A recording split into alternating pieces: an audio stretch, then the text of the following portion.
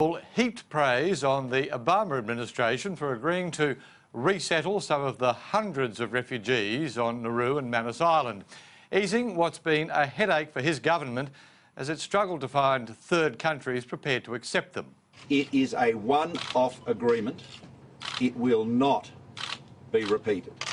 It is only available to those currently in the regional processing centres. It will not be available to any persons who seek to reach Australia in the future.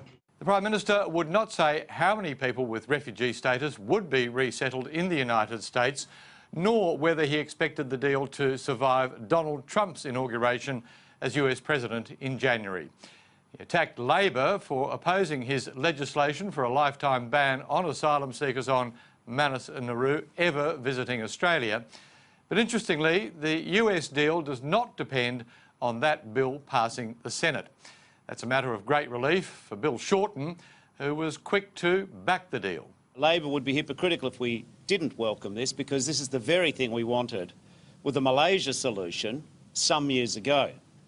It has taken the current government 3+ years to negotiate this one-off deal, but we are pleased if it means an end to indefinite detention, especially for genuine refugees, and they get the opportunity to be regionally resettled, because after all, Labor and Liberal are on a unity ticket to defeat the people smugglers, and we will work with the government as they talk to us and subsequently brief us on the detail. A very different story from the Greens. We have to make sure now that no one is left behind on Manus Island and Nauru, and that is the critical issue here, and it's the issue that neither Mr Turnbull nor Mr Dutton was able to give reassurances on today. The government's clearly worried that people smugglers will tell people stranded in countries like Indonesia that this is a pathway to the United States, and therefore is enhancing Operation Sovereign Borders with more ships and planes, as well as talks with Indonesia to ensure their authorities do not let boats leave their ports heading for Australia. To the people smugglers, my message is simple.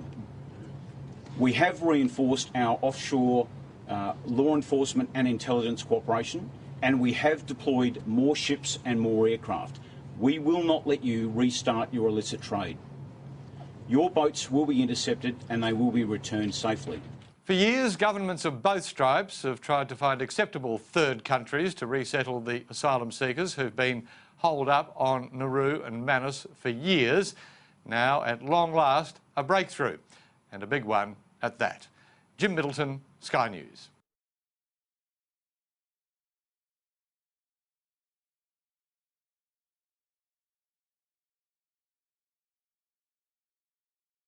Race to resettle refugees in U.S. before deal is overturned by President-elect Donald Trump. Border protection boosted ahead of U.S. refugee deal. Turnbull and Obama government officials are racing to begin resettling refugees in the United States before the incoming Trump administration can halt the deal between the two countries.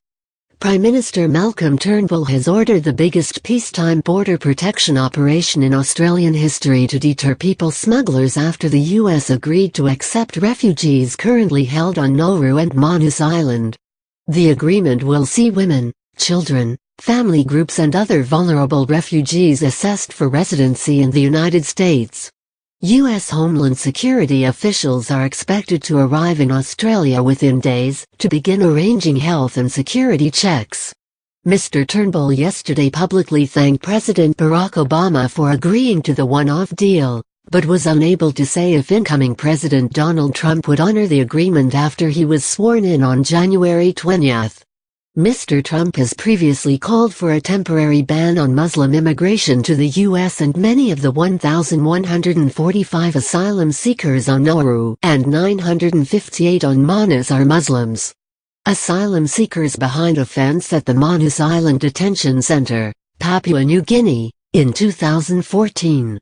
Picture, AAP/Eoin Blackwell. We deal with one administration at a time, Mr. Turnbull said.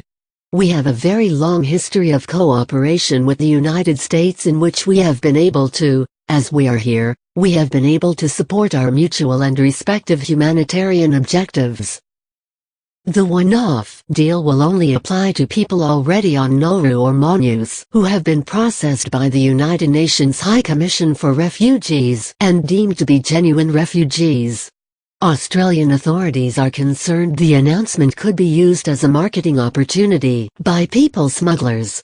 The Australian Defence Force and Border Force have been preparing for the announcement for several months, and additional ships and AP-3C Orion surveillance aircraft have been deployed to detect people smuggler boats. Any people smuggling boats that attempt to reach Australia will be intercepted and turned back, Mr. Turnbull said. The federal government plans to close the Manus Island processing facility, but will keep the Nauru Centre open indefinitely. It will continue to encourage asylum seekers deemed not to be refugees to return to their home countries. Opposition leader Bill Shorten yesterday offered qualified support for the agreement. It has taken the current government 3+ years to negotiate this one-off deal, but we are pleased if it means an end to indefinite detention, especially for genuine refugees, and they get the opportunity to be regionally resettled, Mr. Shorten said. The federal government is continuing to negotiate with other countries which could potentially take some of the asylum seekers denied entry to Australia. In September, Australia agreed to support a US-led Central American refugee resettlement plan by accepting Hondurans and El Salvadoran refugees from a camp in Costa Rica. Originally published as Race to Resettle Refugees in US Before Deal is Trumped,